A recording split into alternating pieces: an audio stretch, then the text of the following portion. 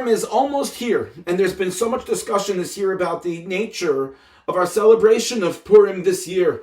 On the one hand, Purim is the day that is the happiest day on our calendar. It is a day whose mitzvah is simcha, joy. And yet, on the other hand, this has been one of the most difficult and painful years for Am Yisrael in recent memory, where we've seen so many of our brethren been murdered and horrific things happen to others, where 136 people are still sitting in darkness as hostages waiting to be rescued, where soldiers are literally putting their lives on the line in battle in every moment. So many soldiers, Rachmana litzlan, who have been killed, so many more soldiers who are maimed forever, and so many families who are in mourning, so many families who are suffering, and yet then we, all collectively, have realized that even if we thought anti-Semitism had gone away or dissipated, every single place that a Jew lives in the world, anti-Semitism has now peaked its ugly head. And here we are. It's time to celebrate Purim and be joyous. How do we do so? And perhaps the answer is within the Megillah itself. The Pasuk says towards the end of the Megillah that these days are nizkarim v'naasim, they are remembered and they are kept b'chol dor v'dor, in every generation, with every family, in every place, in every city. V'yimei hapurim ha'eleh, and these days of Purim, lo ya'avru mitoch ha'yehudim, they will never go away. They will be eternal.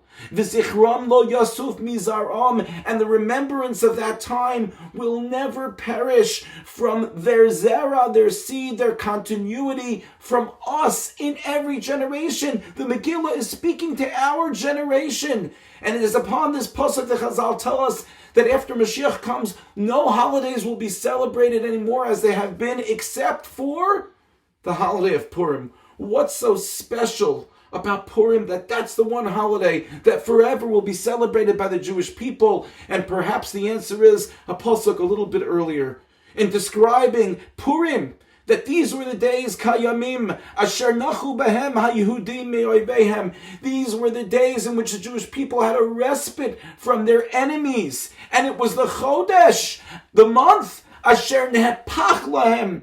All of a sudden, everything turned around. They were in Yagon, they were suffering, and then they became Simcha, joy. Me'evel, they were in mourning, and then it became Yom Tov.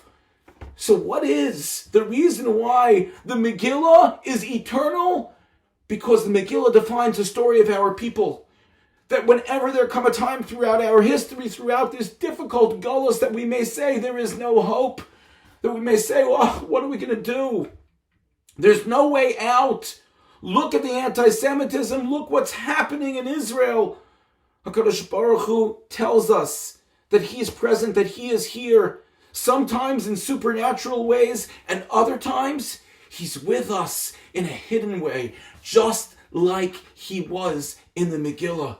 How HaKadosh Baruch Hu orchestrated everything to work out in favor of the Jewish people. He saved us then, and He will save us now. That, in essence, is the mitzvah of Simcha on Purim.